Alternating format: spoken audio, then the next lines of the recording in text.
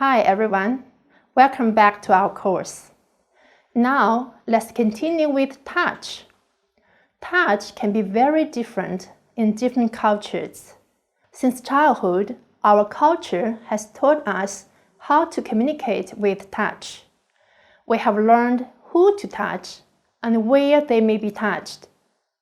For example, there are different ways of greeting in different cultures. People may shake hands, hug each other, kiss each other on the cheek, or touch nose to nose. Even for the same kind of greeting, people in different cultures do it differently. For example, American colleagues usually shake hands when seeing each other for the first time, and then to shake again when departing company, while many European colleagues shake hands each time they see each other.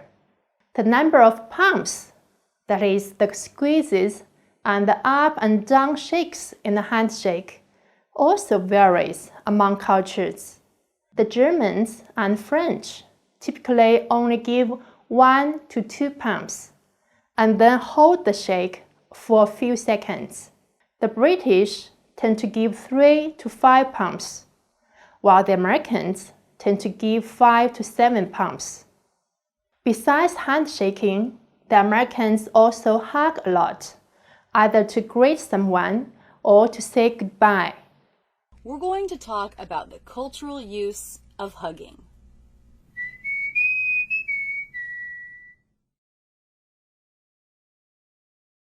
There's something I've been wanting to make a video about for a while, and that's hugging. It's mostly because I think it must be weird for non-Americans. Sometimes it's even weird for me. If you've spent much time in the US, you might have noticed that Americans hug each other a lot. We do it in saying hello to someone and in saying goodbye. You don't do this with someone you've never met when meeting. In that case, you probably do a handshake. Hey Hyla, this is my boyfriend David. Hi David, Hey. I'm Hyla. Nice to meet you. Nice to meet you. Also, you don't hug in business settings. Hello, Miss Smith. I'm Tom Kelly. Thanks so much for coming in. It's my pleasure. Thanks so much for meeting with me. In business settings, you shake hands when meeting or leaving someone, unless it's more casual, like someone you see every day at your office. Then you can just say hello or goodbye.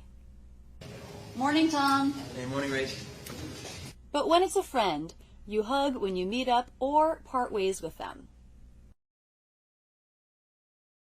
Hey, how are you feeling? Long time no see. Nice to see ya. Hi. Hey. How are you? Good. How are you? Good. Thanks for having us. Hey, Rick. Hi. Good to see ya. Too. Bye, Haquin. Bye, Rachel. It was great to see you. It's always good to see you. This can happen even when you've just met someone. Let's say you're at a small party and you meet someone for the first time. Rachel, this is my friend Jacob. Hi, Jacob. Hi, nice to meet you. Nice to meet you. Thanks for having me. At the end of the night, when you say goodbye, you might hug that person. Bye, Jacob. Nice to meet you. Nice to meet you.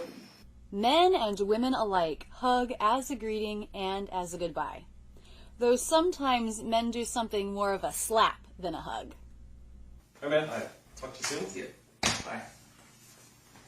It can get awkward though. Some people are less comfortable with hugging and might offer you a hand right as you offer a hug. In these cases, you just have to figure out what to do.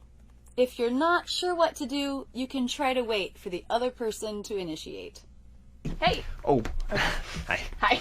So in America, we hug when greeting someone and when saying goodbye.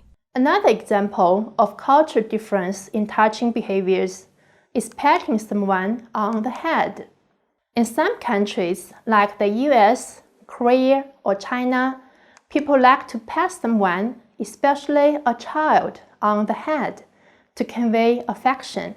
But in Middle East or part of Asia, like Thailand, India, and Indonesia, it is forbidden to pat someone, including a child, on the head, because in their belief, The head is the most sacred part of the body. So, when you are traveling abroad, make sure you know the taboos about touching. In conclusion, the use of touch is governed by the culture. We can make some generalizations with regard to high touch versus low touch cultures. Americans, the English, Germans, Northern Europeans, and many Asians are said to belong to low touch cultures, exhibiting very limited touching in public. Hispanics, Italians, the French, Arabs, and Jews are all said to belong to high-touch cultures. These cultures encourage outward expression of affection, so they do more touching. Besides cultural differences, touching behavior can also be influenced by gender and social status. Usually, men touch women more than women touch men. Males tend to avoid touching other males, while females may express themselves in touching other females. As for social status, generally, the person with a higher status will touch the lower status person more frequently.